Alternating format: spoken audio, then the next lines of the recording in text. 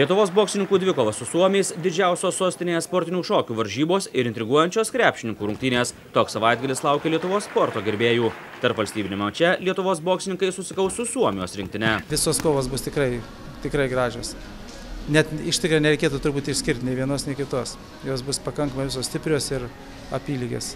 Lietuvos rinktinės treneris atskleidžia, kodėl Lietuvoje retai matom kovojančius tituluočiausius boksininkus, olimpinį prizininką ir Europos čempioną. Dalyvavimas varžybose yra grynai apribotas jų leidimu. Jeigu jie leidžia, gali dalyvauti. Kol kas tokio leidimo mes negaunam. Sostinės Siemens arenoje 3 dienas suksis beveik 1000 šokėjų porų, tarp jų ir pasaulio čempionai bei geriausi Lietuvos šokėjai. Susirinks stipriausi pasaulio Latino Amerikos šokio atlikėjai. Svečiuose bus kaip ir pernai pasaulio čempionai. Savaitgalį Lietuvoje vyksiančių varžybų tvarkaraščius ir varžybų laikus rasite Facebook paskyroje Lietuvos sporto anonsai.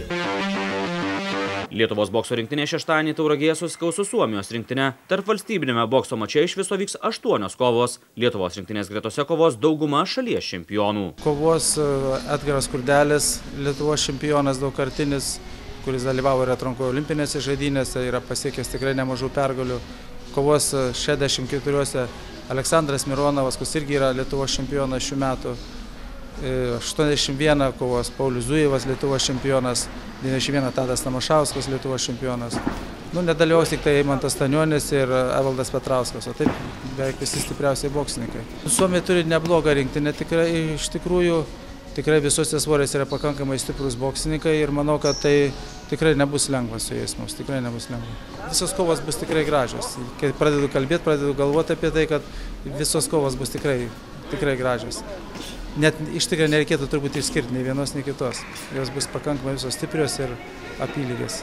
Tituluočiausi Lietuvos boksininkai, olimpinis prizininkas Evaldas Petrauskas ir Europos čempionas Eimantas Stanionis negalės kovoti su suomiais, nes profesionalioje lygoje kovojantys lietuviai turi gauti atskirą tarptautinės bokso asociacijos leidimą. Ne nuo mūsų tai priklauso.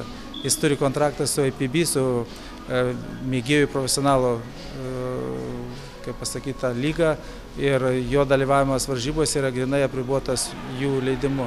Jeigu jie leidžia, gali dalyvauti. Kol kas tokio leidimo mes negaunam, kadangi jie sprendžia, kokiuose varžybose jis gali dalyvauti.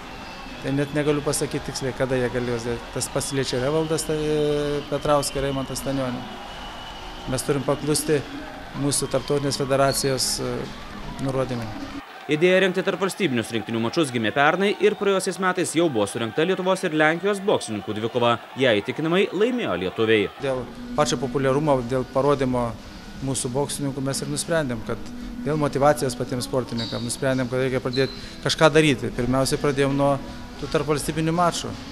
Jų metu sueina daug žiūrovų, yra televizija, mato tą boksą, susipažįsta su sportininkais, mes patys parodom tus sportininkus.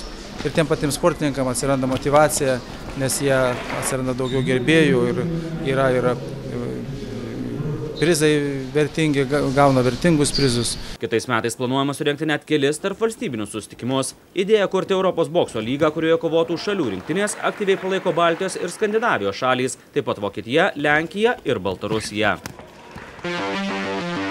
Lietuvos krepšinio lygos 14 turas vyks 3 dienas. Turas prasidės šeštadienį Pasvalyje, kur Pieno žvaigždžių komanda priims Kėdainių Nevėžį.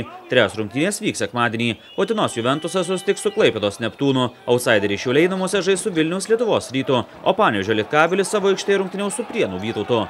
Turas baigsis pirmadienį Alytuje. Dzūkijos sostinėje viešės po Eurolygos rungtynių penktadienį iš Belgrado grįžę Lietuvos čempionai Kauno Žalgirio krepšininkai. Sostinės Siemens arenoje 3 dienas karaliaus sportiniai šokiai. Penktadienį vyks Šiaurės Europos šalių čempionatas, o šeštadienį ir sekmadienį pasaulio reitingo varžybos Lithuanian Open. Iš viso savaitgalį Vilniuje šoks beveik 1000 porų. Jos bus išskirtinės tuom, kad vyks 3 dienas ir pirmoji diena penktadienį tai susirinks visos Pabaltijo, turbūt galim sakyti, šalis, tai yra 10 šalių apie Baltijos jūrą. Sportiniai šokiai šituose šalyse tikrai yra išvystyta sporto šaka, tai matysime tikrai nemažą skaičių žvaigždžių. Netgi mūsų pačių poros, kurias sėkmingai šoka standartinių šokių finaluose, mes jas matysim, tuomet matysime daug porų iš Danijos stiprių, iš Latvijos, Norvegijos, o šeštadienį susirinks stipriausi pasaulio Latino Amerikos šokio atlikėjai. Svečiuose bus kaip ir pernai pasaulio čempionai, atstovaujantis Moldaviją, Ana Matus ir Gabrielė Gofredo.